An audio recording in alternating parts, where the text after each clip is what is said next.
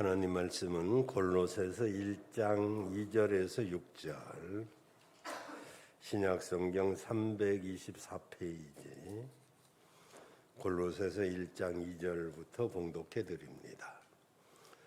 골로새에 있는 성도들 곧 그리스도 안에서 신실한 형제들에게 편지하노니 우리 아버지 하나님으로부터 은혜와 평강이 너희에게 있을지어다. 우리가 너희를 위하여 기도할 때마다 하나님 곧 우리 주 예수 그리스도의 아버지께 감사하노라. 이는 그리스도 예수 안에 너희의 믿음과 모든 성도에 대한 사랑을 들음이요 너희를 위하여 하늘에 쌓아둔 소망을 인함이니 곧 너희가 전에 복음 진리의 말씀을 들은 것이라.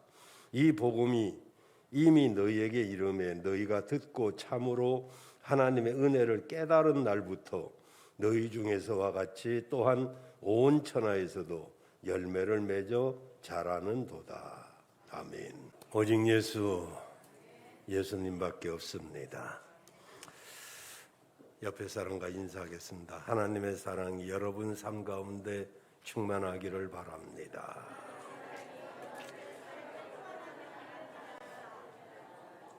좀 길은가 봐.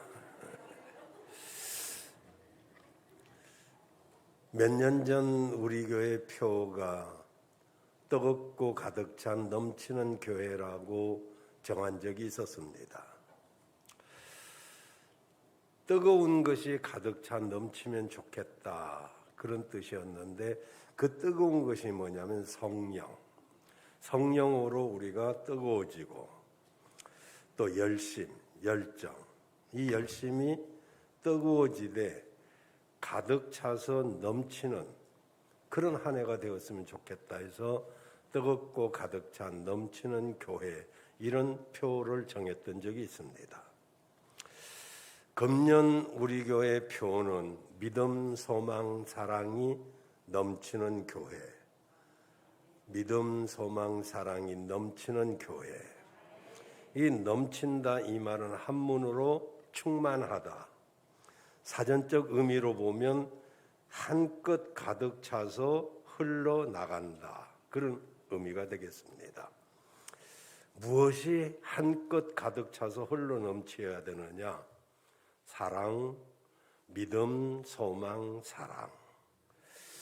그러니까 2022년도 우리 교회는 믿음이 한껏 가득 차서 흘러넘치는 한 해가 되기를 바랍니다.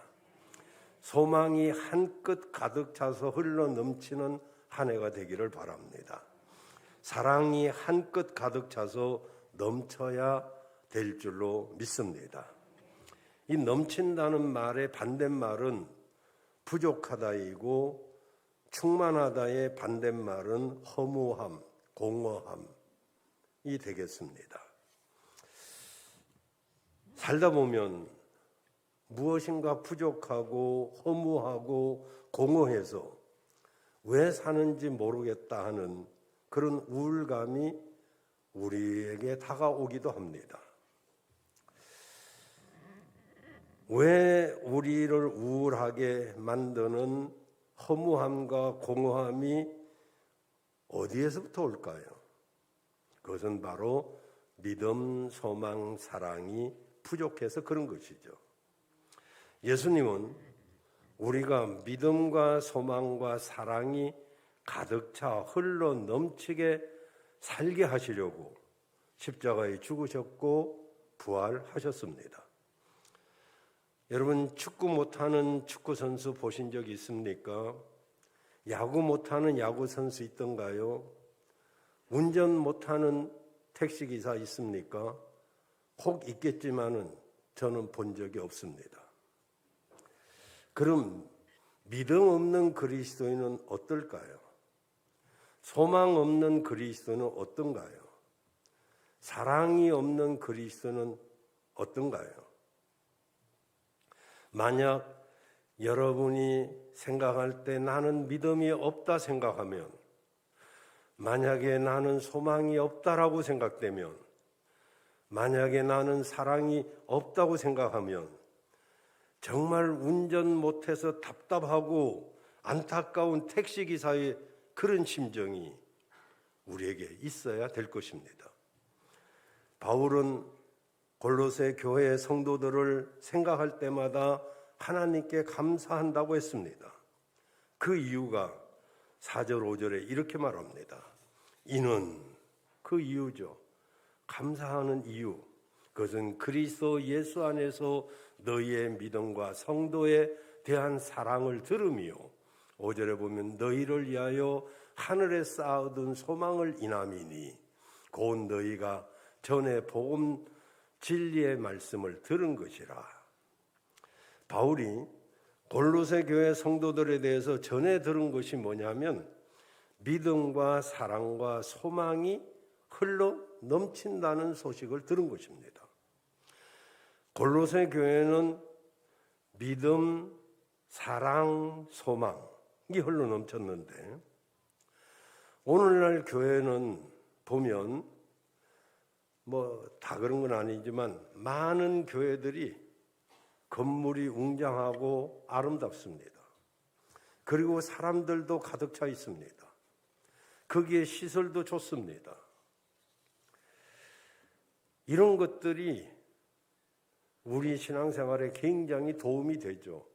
화려한 건물, 좋은 시설, 그리고 많은 인원들, 또 성가대의 아름다운 찬양, 이런 것들이 흘러 넘치는 곳 굉장히 중요하고 이런 것들이 흘러 넘쳐야 되지만 그러나 그것보다 더 본질적인 것이 만약에 흘러 넘치지 않는다면 건물이 무슨 소용이 있으며 좋은 시설이 무슨 소용이 있겠습니까? 그리스도인의 본질이 뭡니까? 바로 믿음, 소망, 사랑이 흘러 넘쳐야 주님이 기뻐하는 교회가 될 것입니다. 그런데 한 가지 짚고 넘어갈 것이 있다면 고린도전서 13장 13절에 이렇게 말씀하고 있습니다. 그런즉 믿음, 소망, 사랑은 이 세 가지는 항상 있을 것인데 그 중에 제일은 사랑이라. 우리 그리스도인들에게 항상 있어야 될 것이 세 가지인데 믿음, 소망, 사랑이고요. 그 가운데 제일은 사랑이라는 것입니다.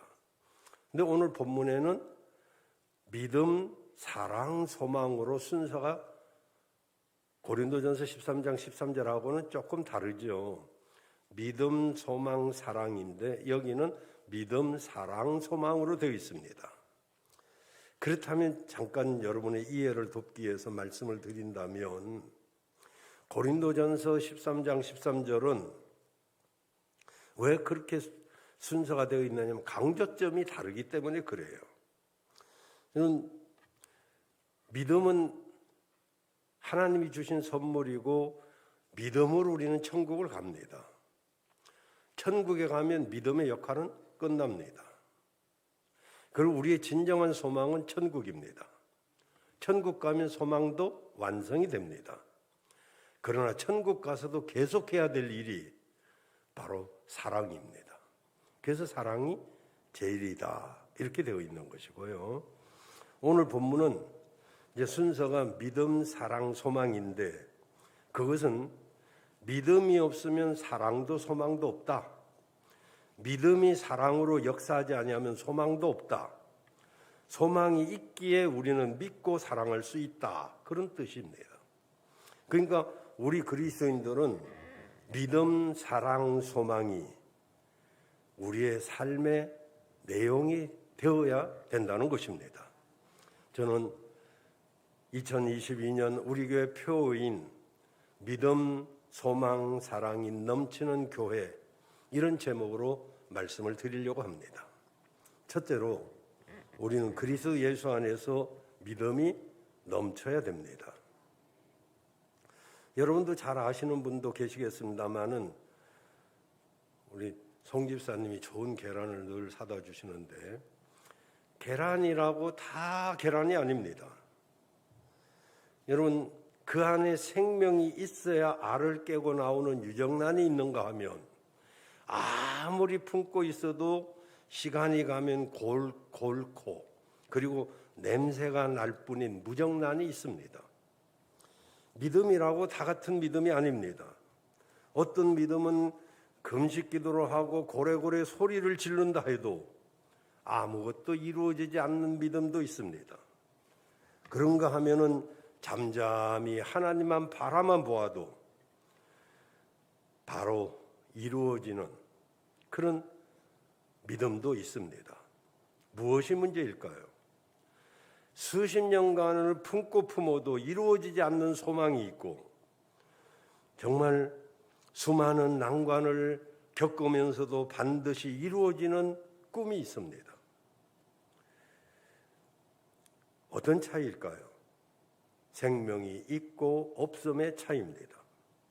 살아있는 믿음이 있고 죽은 믿음이 있습니다. 유정난 소망이 있고 무정난 소망이 있습니다. 무조건적인 사랑이 있는가 하면 이기적인 사랑이 있고 복음을 생산하는 사랑이 있는가 하면 뱃속만 챙기는 사랑도 있습니다. 그래서 믿음을 이야기할 때 바울이 오늘 한정하고 있는 이 말씀을 우리는 주의 깊게 보아야 됩니다. 우리의 믿음은 그 대상이 당연히 하나님이십니다. 아닌가요? 우리의 믿음의 대상은 당연히 하나님이십니다. 근데 잘 들어보십시오. 하나님이란 말의 원어로 볼 때는 신이라는 뜻입니다. 영어로 God을 번역한다면 다른 나라에서는 신으로 번역을 합니다만 우리는 하나님이라고 번역을 합니다. 왜냐하면 우리나라에 처음 복음이 들어올 때 선교사들이 이 신을 하나님으로 번역을 했기 때문입니다. 우리는 유일하신 하나님, 그분을 하나님으로 부르고 그분을 내가 믿는 분을 하나님이라고 표현합니다. 하지만 영어만 보더라 해도 대문자 갓이 있고 소문자 갓이 있습니다. G-O-D. 영어로 보면 대문자 G를 쓸 때 갓은 하나님을 표현하고 소문자 갓을 표현할 때는 그것이 귀신이든 우상이든 여러 신들을 표현하는 그렇게 이제 구분은 됩니다만은 문제가 뭐냐면은 발음상 대문자 갓이나 소문자 갓이나 똑같다는데 문제가 있는 것입니다. 우리는 하나님이라고 하는 그런 표현 하나로 타 종교와 이미 구분이 되죠. 아, 저들은 하나님을 믿는 기독교인들이구나. 이렇게 되지만 다른 나라들은 갓이라고 할 때 그래서 어떤 종교이든지 자기들이 믿는 신, 그 신의 이름을 이야기하는 것이 아니라 타 종교의 신을 이야기할 때도 갓이라는 단어를 쓰기 때문에 그래서 이제 종교인 하면 신을 믿는 사람이다. 설령 그가 귀신을 믿든 우상을 믿든 용어상으로는 동일하게 신을 믿는다라고 합니다. 그러나 그 말로는 어떤 신을 믿는지는 구분이 되지 않습니다. 여기서 종교 다원주의가 나옵니다. 다원주의는 사람들은 종교와 관련해서도 유일한 신을 주장해서는 안 된다라고 말합니다. 왜냐하면 이런 생각이 만연하기 때문에 영미권에서는 영국이나 미국 권역에서는 영미권에서는 God 또는 Lord라고 말해야 좋아합니다. 이걸 대문자로 표시하면 모두 유일하신 여호와 하나님을 표현하지만 발음상으로는 신과 주님이기 때문에 어떤 종교를 가진 사람이라도 말하자면 거부 반응을 보이지 않습니다. 아니 누가 사람들이 거부 반응 가지는데 그걸 이길 힘이 있는 사람이 누가 있겠습니까? 진짜 그 속에 하나님의 신이 계신 사람이 하나님의 성령이 거한 사람이 뜨겁고 가득 찬 넘치지 않는 한 듣기 싫은 소리를 듣고 싶은 사람이 누가 있겠어요? 그러다 보니까 다원주의 세대 아니냐? 굳이 왜 너네만 독선을 가지냐? 산을 올라갈 때 A 코스도 있고 B 코스도 있고 C 코스도 있는데 산의 정상만 올라가면 되지. 왜 꼭 A 코스만 가야 산에 갈 수 있다고 말하냐? 이렇게 그럴듯하게 우리에게 접근을 합니다. 여러분, 구원은 등산이 아닙니다. A 코스, B 코스, C 코스 있는 등산이 아니더란 말이죠. 어떤 사람은 뭐로 가도 서울만 가면 되지 않느냐라고 말합니다. 그런데 뭐로 가는데 어떻게 서울로 갈까요? 그것은 어떤 융통성 있는 사람을 말할 때는 그렇게 말할 수 있을는지 몰라도 우리는 바로 알고 바로 믿어야 될 줄로 믿습니다. 제가 그런 말씀 드렸죠. 주님이 말씀하시는 진리, 그 진리는 히브리어로 에메트라는 단어가 됩니다. 이 히브리어는 27개의 자음과 모음으로 구성이 되어 있는데 맨 앞에 알렙이라는 단어, 그 다음에 앞에서 14번째, 뒤에서도 14번째, 한가운데 있는 맵, 그리고 맨 끝에 있는 타우, 이 세 개가 합쳐질 때 에메트, 진리란 뜻이 됩니다.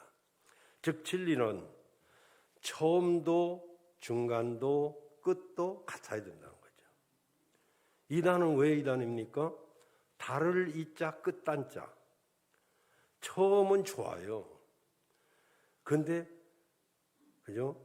이 끝이 약간 이렇게 다르면 또 똑같은데 끝이 약간 다르면 처음에 비슷하잖아요.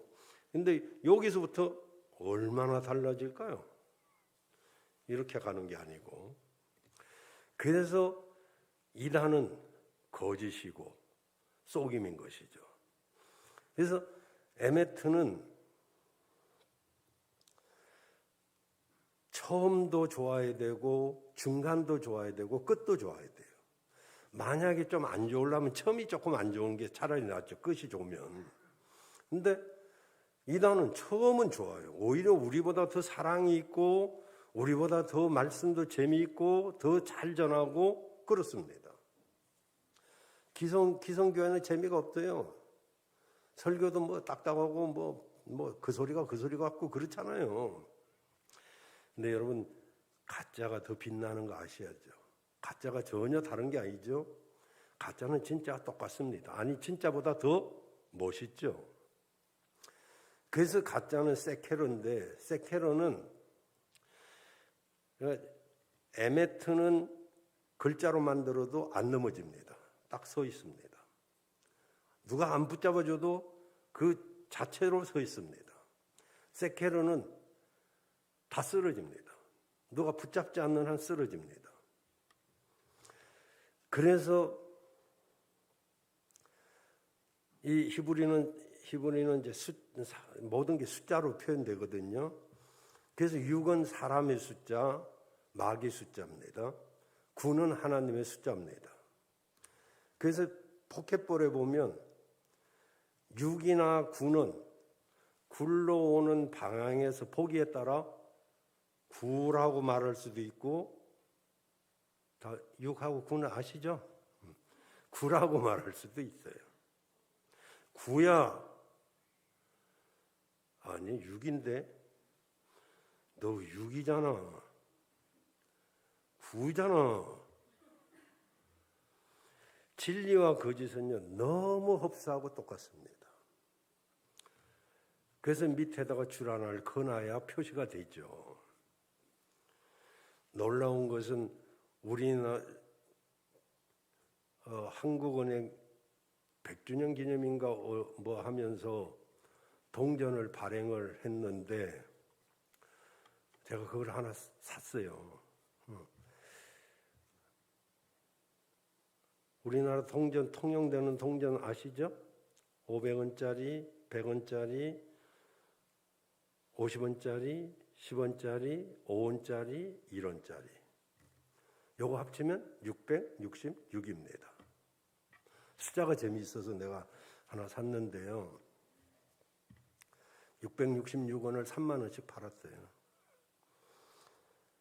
그게 사람의 숫자거든요. 이렇게 흡사하게 숫자는요 비슷합니다. 그래서 실제로 영어권에서 설교 중에 여호와라는 말을 쓰면 사람들이 진부하게 느낍니다.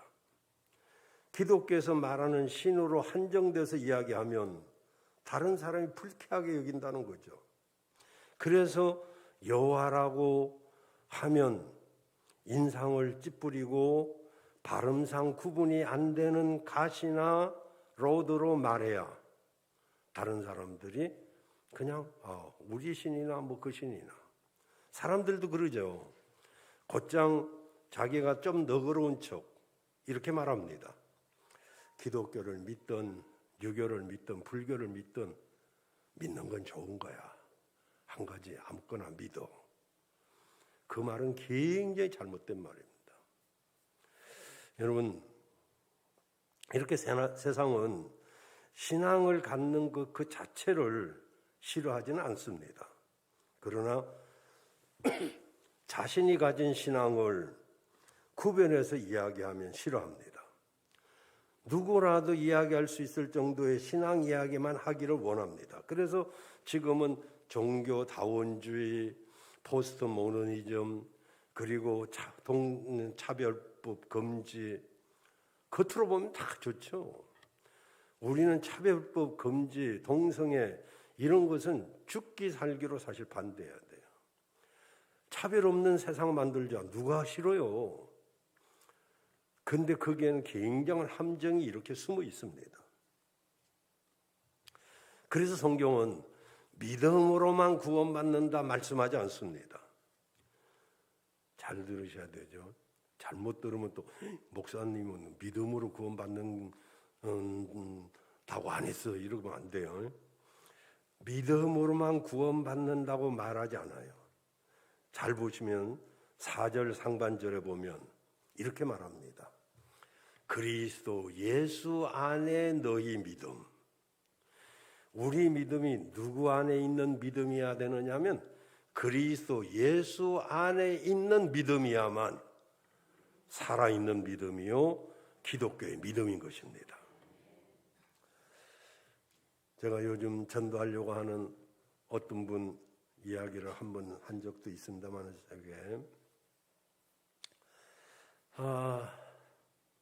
천주교를 다니다가 안 다닌대요. 그래서 제가 전도를 하려고 교회로 오셔야 된다. 그랬더니 자기가 교회를 다녔대요. 언제 다녔냐 그랬더니 학생 때 다녔대요. 학생 때. 우리가 학생들, 청년들 믿는 그 믿음을 굉장히 귀하게 여겨야 됩니다. 그러나 우리 학생들, 청년들은 그때 믿음을 굉장히 조심해야 됩니다. 왜냐하면 그때 믿음이 계속되는 믿음이 아닐 수 있기 때문에. 그래서 제가 우리 청년들, 학생들을 두고 보리라 이런 말을 합니다. 내가 두고 볼게. 그때도 잘 믿을지. 그 말이 뭐 우리 김차원 목사나 그런 사람들이 있을 때 내가 했기 때문에 늘 그 말이 생각난대요. 어긋났을 때 목사님이 두고 보리라 했지. 세상에 많이 전도를 해보면 청년 때 열심히 많았다. 나 청년 회장했다. 학생 회장했다. 이런 사람 많이 있어요. 그러니까 그 믿음의 뿌리가 제대로 안 내리면 언제든지 갑니다. 이 양혜순 씨도 이런 말을 버렸네. 이분도 그래 교회를 다녔대요. 그래서 제가 어떻게 다녔냐 그랬더니 학생 때 열심히 다녀가지고 크리스마스 때 선곡도 했다는 거예요.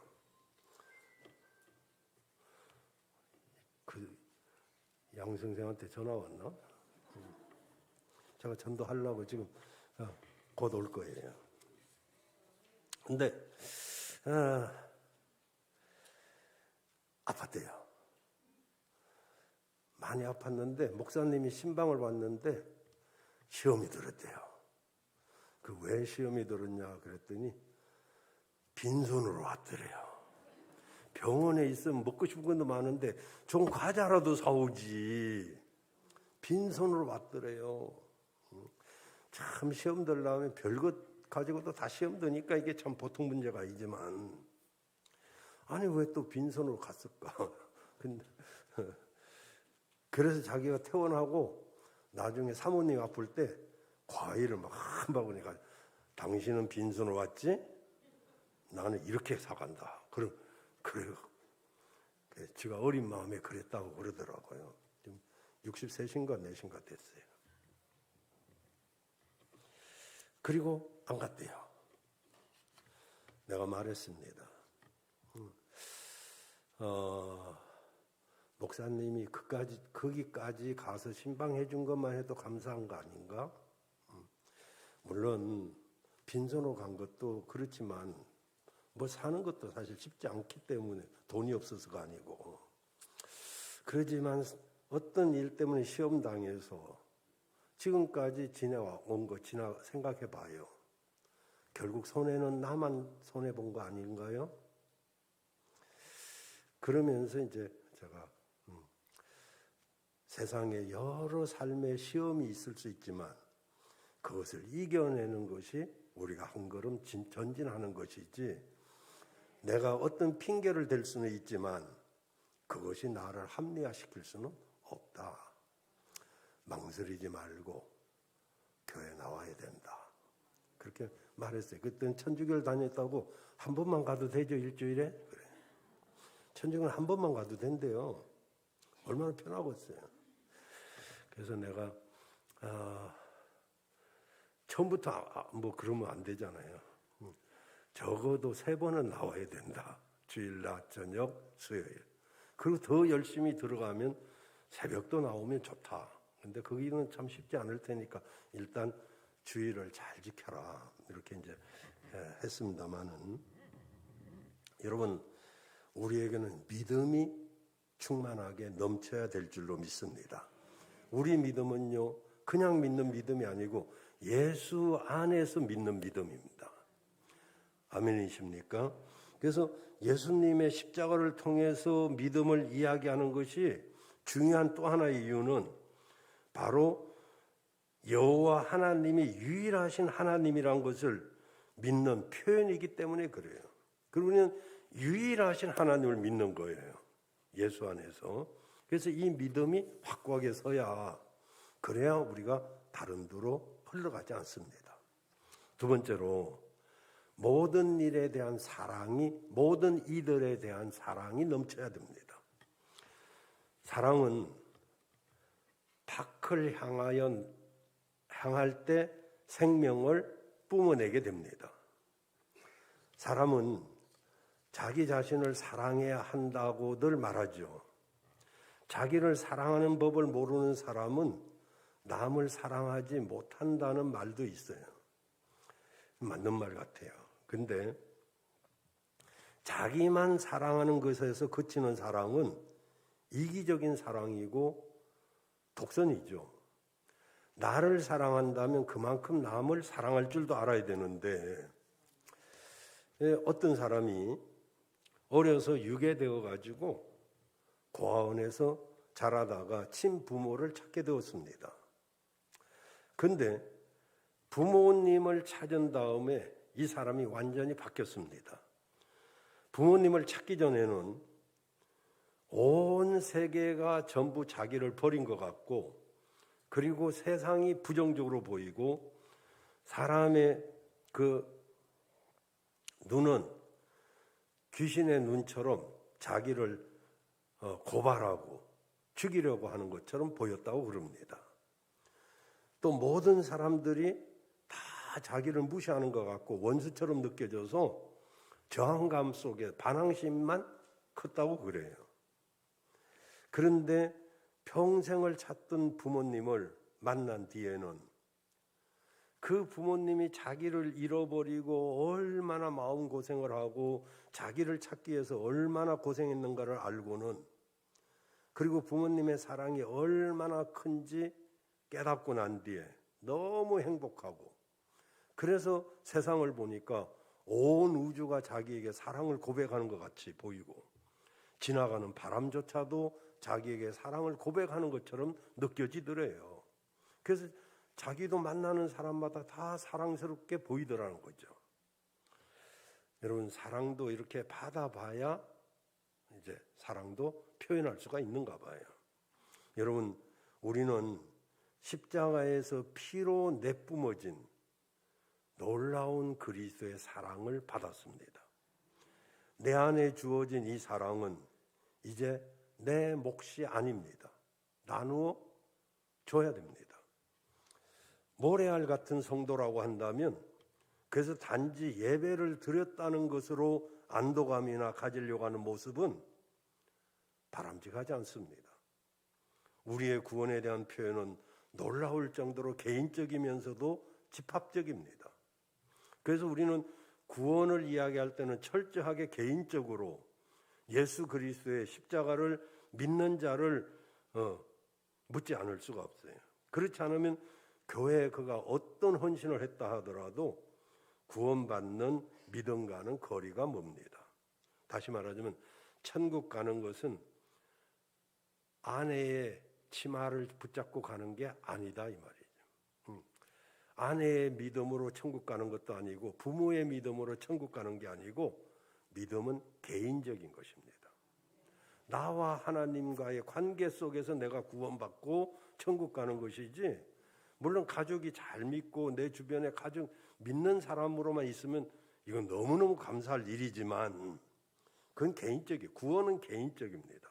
그러면서도 집합적입니다. 왜냐하면 사도행전 16장 31절에 보면 주 예수를 믿어라 그리하면 너와 네 집이 구원을 얻으리라 그랬어요. 여기 집단적으로 구원받는 것 같은 그런 대목이잖아요. 주 예수를 믿어라 그리하면 너와 네 집이 구원을 얻으리라 그랬잖아요. 이것은 바로 공동체에 대한 이야기입니다. 그리고 이 공동체성은 서로 사랑하는 것으로 연결되는 것이죠.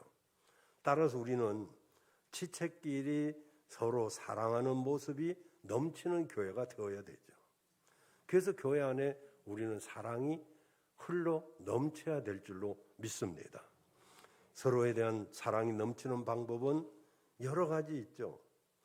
왼손이 하는 것을 오른손이 모르게 하는 구제도 할 수가 있을 것이고, 필요한 경우에는 교회 전체적으로 도울 수도 있을 것이고, 또 이렇게 교회 안에 어떤 구성원이 어려움을 겪으면 합심해서 도울 수도 있습니다.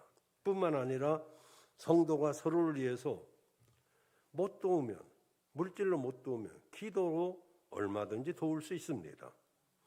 사실 이것이 아주 강한 사랑의 표현입니다. 여러분, 내 기도하기도 바쁜데 다른 지체를 위해서 기도하는 것이 쉬운 것입니까? 사실 오늘 우리가 이 자리까지 온 것은 그 누군가가 나를 위해서 기도한 사람이 있기 때문인 것이죠. 그 기도를 우리는 쉽게 잊어버립니다. 그런데 이 기도도 물질 이상으로 사랑의 표현이 될 수 있단 말이죠. 우리가 어떤 사람을 돕지 못해도 그를 위해서 기도를 하는 것은 굉장한 사랑의 표현 방법 중에 하나인 것입니다. 어떤 사람을 놓고 기도하면 그 사람에 대해서 알게 되고 좀 더 관심이 가게 되고, 그렇지 않겠습니까? 그래서 사랑하는 것에 대해서 이렇게 물질로도 도울 수 있고 기도로 도울 수도 있고, 또 한 가지 더 말씀드리자면은 여기 바울이 골로새 성도들에게 모든 성도에 대한 그들의 사랑의 소식을 들었다 그랬죠. 그 골로새 교회를 이제 뿌듯하게 생각하는 바울이 참 가슴 벅차게 생각하는 이유 중에 하나가 그 사랑이 교회 안에서 이루어지고 있고 그것이 넘쳐서 밖으로까지 흘러갔다는 것이잖아요. 그러니까 우리가 교회에서 사랑이 넘치면 이 사랑이 흘러 넘치게 되고, 그 사랑이 흘러 넘치게 되면 거기서 세상 사람들이 예수 믿는 사람은 역시 뭔가 달라 하고 그 모습 속에서 예수님을 보게 되는 것이죠. 여러분, 우리도 사랑이 흘러 넘쳐 세상으로 나가야 될 줄로 믿습니다. 그 사랑이 어디서 나옵니까? 힘이 바로 성도가 사랑을 하면 거기서 얻어지는 힘이 생기게 되는 것이죠. 그리고 마지막으로 우리에게는 하늘에 쌓는 소망이 넘쳐야 됩니다. 만약에 여러분 이 시간에 여러분에게 있는 소망 하나가 있다면 떠올려 보십시오. 만약에 그 소망이 하늘에 쌓는 것인가요? 아니면 땅에 쌓는 것인가요? 만약에 하늘에 쌓는 소망이 아니라면 그 소망은 무정란 소망입니다. 우리가 이 땅을 살아가는 동안 무엇이든지 꿈꿀 수도 있고 또 이룰 수도 있습니다. 그러나 중요한 것은 그 꿈과 소망을 하늘에 쌓는 것이어야 한다는 것이죠. 그렇지 않다면 땀 흘려 이룬 꿈이 이 땅에서는 대단한 것으로 보이는지 몰라도 시간이 지나면 아무것도 아니란 것을 알 수가 있습니다. 그래서 주님은 마태복음 6장 33절인가 보면 너희는 먼저 그 나라와 의를 구하라. 그리하면 이 모든 것을 너에게 더하시리라. 우리가 하나님 나라와 하나님의 의를 먼저 구하면 여러분이 필요한 이 모든 것을 너희에게 덤으로 더해 주시겠다고 했어요. 자꾸 우리는 덤으로 얻을 수 있는 것, 거기에 목말라 하니까 소망이 그냥 사그라드는 거죠. 하늘의 소망을 쌓아두면 이 땅의 것은 흘러서 넘치게 될 텐데 자꾸 우리는 땅의 소망을 붙잡고 산다 이 말이죠. 여러분, 우리가 살면 얼마나 살까요? 저는 여러분이 120살까지 살기를 바라고 120살까지 살 수 있는 분들이 여기 많이 있어요. 아멘 안 하시는데. 근데 냉정하게 봐세요. 80 넘는 사람이 얼마나 될까요? 옛날보다 많아졌다 뿐이지 다 80 넘는 거 아닙니다. 90 넘게 사는 사람이 얼마나 될까요? 100살 넘는 사람이 얼마나 될까요? 옛날에 3명, 30명, 3,000명, 3만 명으로 늘었어요. 그러지만 늘긴 늘었지만 모든 사람이 100세 인생을 사는 것은 아닙니다. 이 짧은 인생도 우리가 아등바등 사는데 영혼은 어떤가요? 여러분 100년이 아닙니다. 100년은 여기 일자에도 동그라미 2개잖아요. 요거 2개잖아요. 요거 2개. 영혼은요, 이 동그라미가 10개인가요? 100개인가요? 1000개인가요? 우리가 썩을 몸을 심고 썩지 아니할 몸을 입고 현재를 심고 영혼을 거둔다면 이거 알기만 알면요 기가 막힌 거죠. 이 믿음이란 게 얼마나 복 있는 건지 우리의 소망이 얼마나 큰 건지 이건 기가 막힌 겁니다. 사실은 누가 알까 봐 두려워. 이걸 알면요 3박 4일 동안 잠이 안 와야 된다니까요. 정말 학생들이나 청년들이 자다가 벌떡 일어날 만한 그런 비전이 있다면 그냥 그럭저럭 살지 않죠. 정말 우리가 그런 소망이 우리에게 주어졌잖아요. 이제 말씀 마치겠습니다. 여러분, 금년에는 다른 거 몰라도 믿음이 넘치기를 바라고 사랑이 넘치기를 바라고 소망이 넘치기를 바랍니다.